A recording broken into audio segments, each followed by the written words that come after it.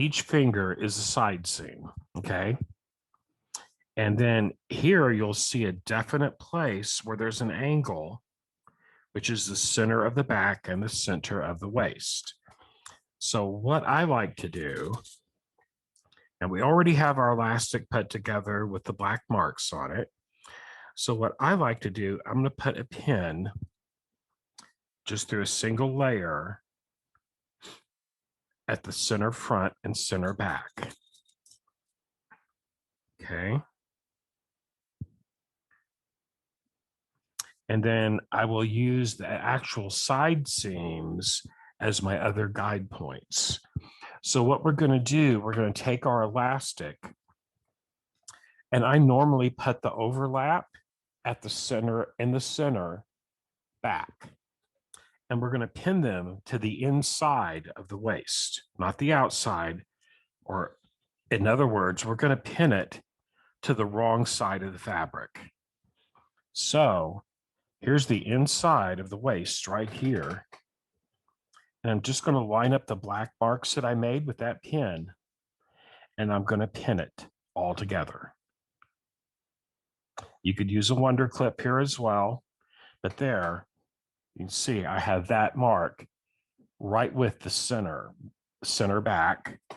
Then I'm going to go across from the opposite of that mark and line it up on the inside again with the center front. I just like to have the bulk where I've joined the elastic on my back instead of in the front. It just makes it a little more comfortable to wear. And then I'm just going to pin those 2 points together.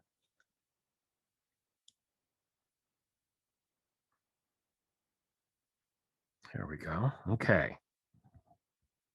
Then, you can see that. I'm going to do the side seams. Wait a minute, I think I got mine twisted. Hold on here. Nope, that's right. Right. The side seam is going to, so think of a compass point, north, south, west, east. So I'm going to take the opposite, the other one, and line the west one, for lack of a better word, up with that side seam over here on this side. Okay.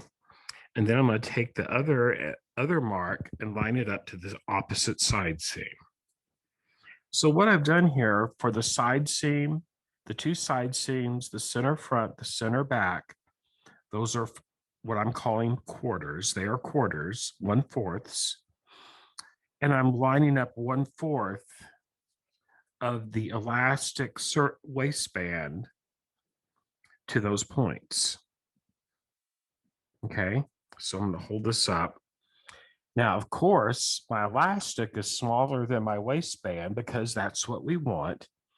So now those marks in between the pins that I made, I'm going to do the same thing. And this you can just, it doesn't have to be down to the millimeter, but you just want to take the midpoint that this is created right here, where you've already pinned, and bring that up to that other mark.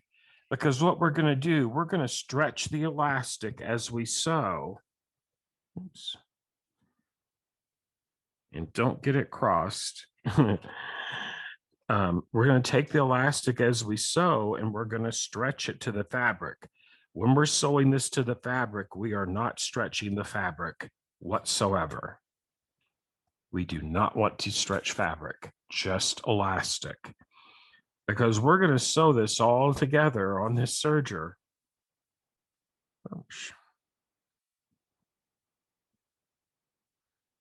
And these are just little guide marks to get it all done. Wait a minute now, you.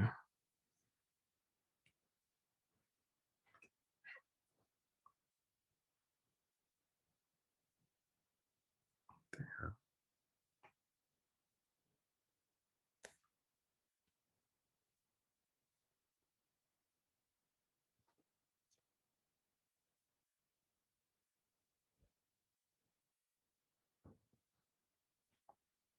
You don't have to put in you don't have to, you have to put at least a minimum of those 4 points in before you start. That's what's going to get it lined up. We will be using a chain stitch as well on the cover stitch side for this process. This side where you, this first run is going to be strictly with the 4-thread overlock. And then we'll set it up for a chain stitch on the cover stitch side. Now we really don't want to trim off with our knife on this step. So that's something you really want to keep an eye on, but it's not as hard. You can actually lower your knife blade if you want to. And that means we are going to run our fabric right over here at the edge of the presser foot. Okay. I just dropped the knife. That's actually where the knife comes up at. So that's what we're going to do. And I am going, once again, we are going to serge with the elastic up. Okay. I am going to start at the, what I'm going to call the back seam. I'm not going to start on the side. And to get started, we're not going to stretch anything. We're just going to get this edges lined up.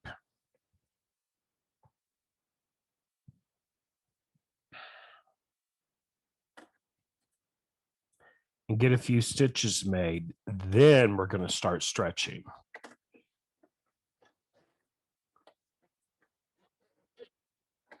There we go. So you see how I have that lined up right there. Okay. So what I'm going to do, I'm just going to stretch it a little. I'm going to stitch a little bit without stretching, making sure that this is all lined up nice and neat. I'm going to go for about an inch or two, not much, just enough to get it so it's anchored down. And now as I come this way, that's what these points are for. I'm going to stretch. I'm going to take this off. And as I stretch it, I'm going to hold on to the back of it back here. But then as I stretch it, I can actually pull my fabric up like this and then get a smaller grab and then stretch that elastic out so they're both, so it's laying flat with the fabric. The fabric itself is not stretched. And then you're going to hold on to the back of it, stretch a little bit. That takes all the tension off of the needles, and you're going to serge. Now, I'm not pulling on the back. I'm letting the machine feed it. I'm just pulling on the front to stretch the fabric. And just take your time and get all the way around. Okay. I'm going to reposition my hands.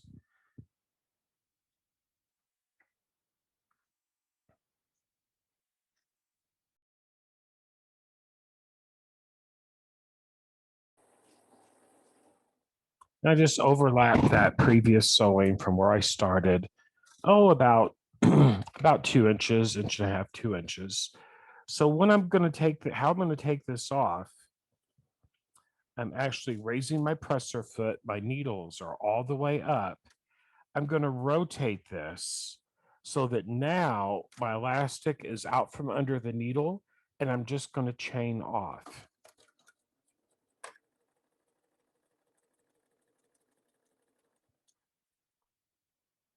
Like that.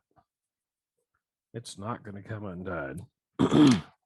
That's why I didn't worry about putting fray check or anything like that on there.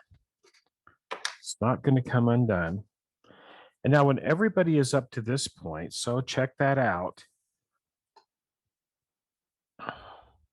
It looks like it's going to ripple. That's only because part of it's stretched. So the next thing, and I'm going to wait till everybody gets to this point before I go any further, because we just have one more stitch to put down on this and we'll be complete.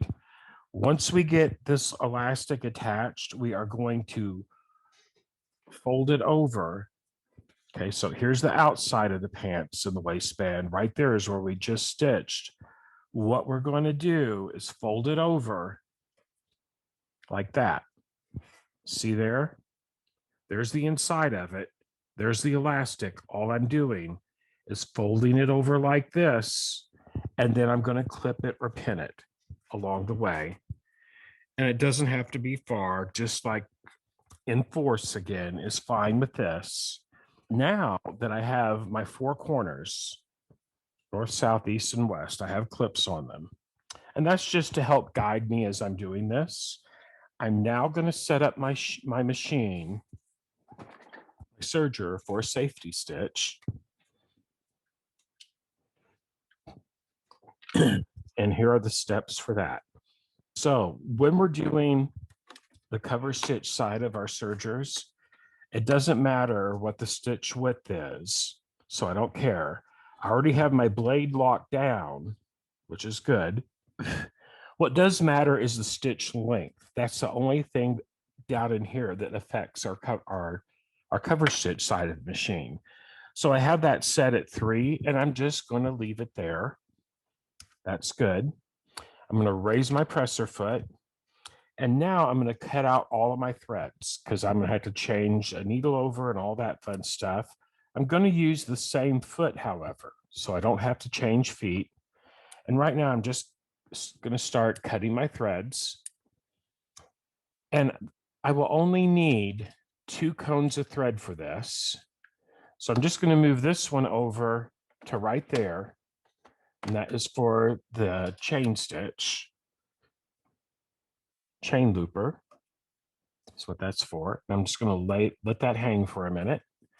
And then I'm going to use C1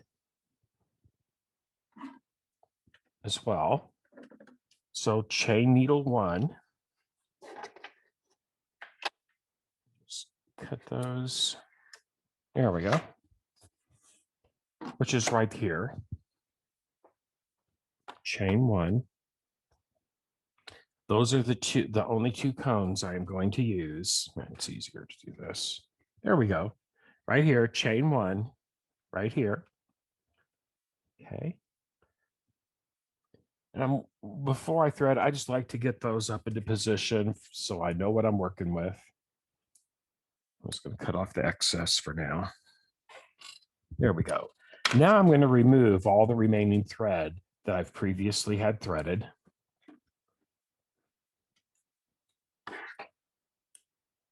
Just going to cut those off.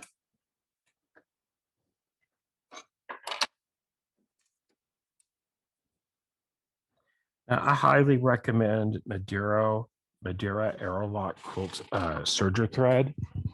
It is the cleanest, less litty, and strongest serger thread that I have personally run across. You can also use this thread in your sewing machine to sew with and to wind bobbins with. So just so y'all know that. It's a wonderful thread. And it's really not expensive in the grand scheme of things. It truly isn't. They come on 2,000 yard cones in a plethora of colors. So I have all my old threads out. Now, also when we're doing cover stitch, doesn't matter what that is set at, has no effect. The only thing is the looper tension, and I leave mine at 2. Over here for the needle tension, I leave that at 5. There's a dial right here. I'm going to turn my threading lever, down to threading. I'm going to make sure also, let me turn that back off for a second. I want to turn my upper looper into the down position. So that lever has up and down on it. We want that upper looper to lock in the down position. And there it just did. It's not moving any longer. And we're going to take off our knife cover right here, just by pressing on that tab and pulling straight out. On this one, you go from front to back and then around this little metal flange right there. And it comes up and over that groove and then to the front of the machine. And then you're going to, of course, set your serging threading lever to threading and lock your loopers.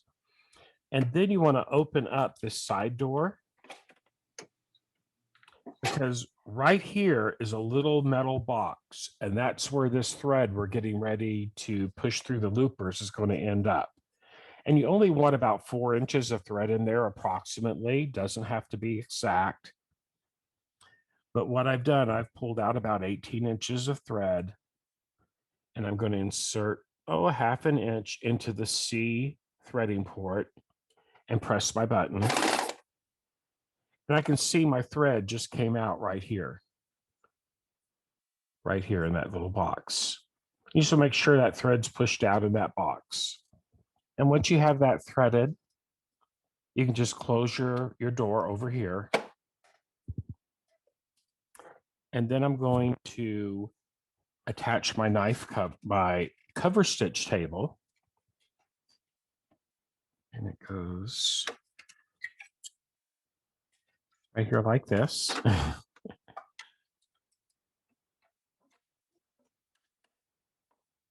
just going to let that sit there for a second. I have that attached. And now I'm going to change my needles. I'm going to completely remove both my 01 and 02 needle.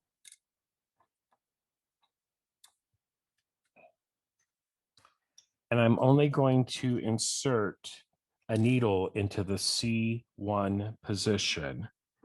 And that is all the needle position all the way to the left, to your left. Right in here.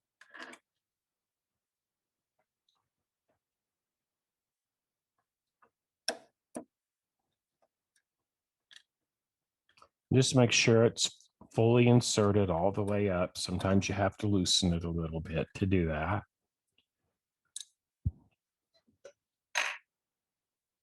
And then since this is the Triumph, I'm actually going to use the air threader on this one. And to do that, what you do is you actually turn this threading lever from overlock to chain and cover. And then there's a lever right here, and watch what happens. It drops down the air threaders for the needle. I have my C1 thread up here. Oops. Right up here. And I'm just going to put it through my threading path. That's the leftmost. It's going to click right underneath that metal bracket on the bottom and the back of it. And what I'm going to do, if you've never done this before, I'm going to bring this up so you can see what I'm talking about right here. This metal bracket right here. So this would actually come in this leftmost area. It would come through here and it would snap up into this little flange right here. So you'll hear it click when that happens. So now I have that in, and then I'm just going to come, make sure you have your presser foot up so it releases tension on the discs. It's going to come up and around. And then we're just going to, for the Triumph, you actually trim your thread right at the edge of the table, right here, because that gives it the proper amount of thread for the air threaders to catch. And then I'm going to turn on the air compressor and line it up, and it's threaded.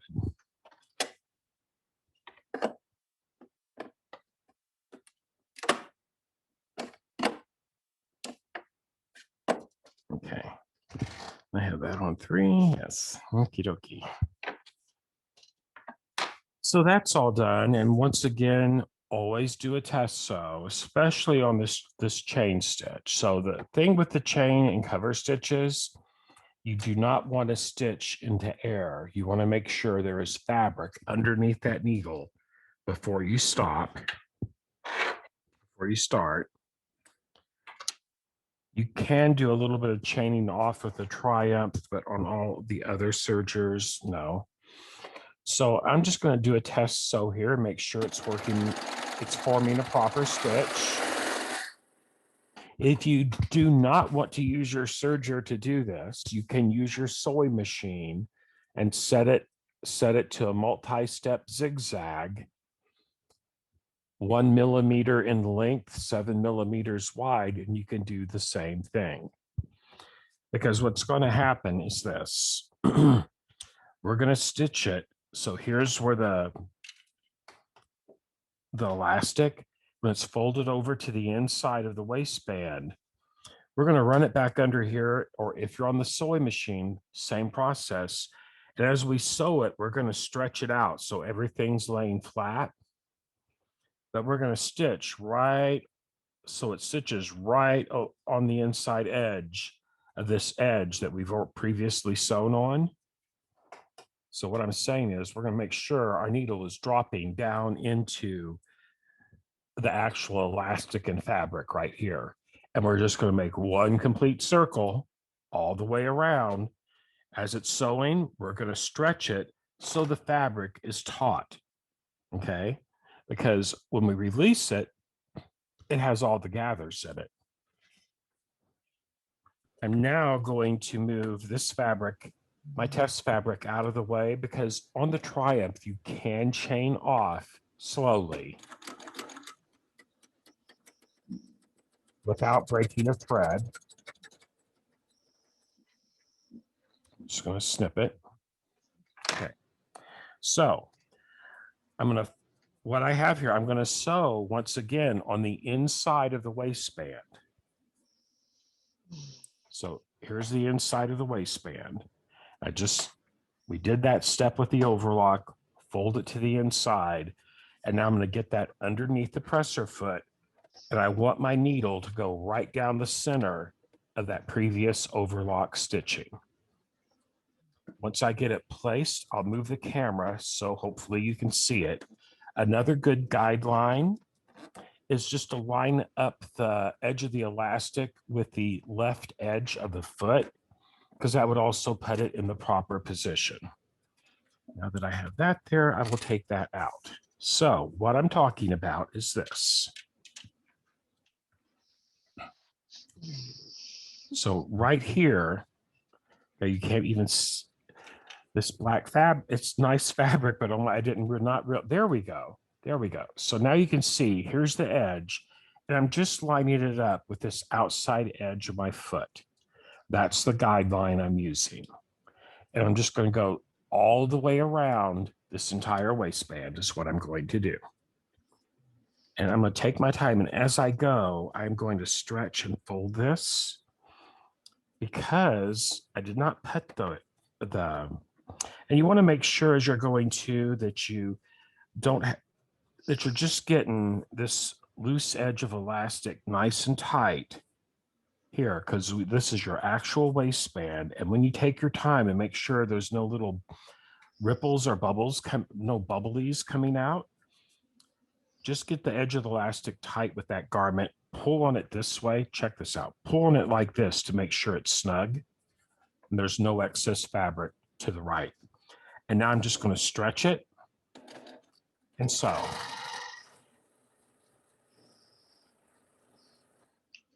And I'm watching that this edge stays over this way. That's all I'm doing. Now I'm going to position and stretch. I'm making sure I'm watching this edge of the foot right here where my finger's at. That way I can see where that fabric, the edge of that turned over fabric is feeding into the foot at. Here we go.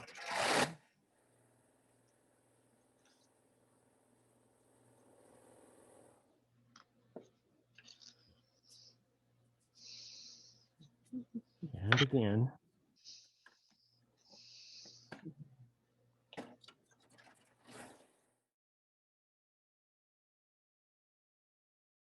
And I'm going to stretch with both hands going away from each other, like so. And now I'm going to hit the foot pedal and power on through.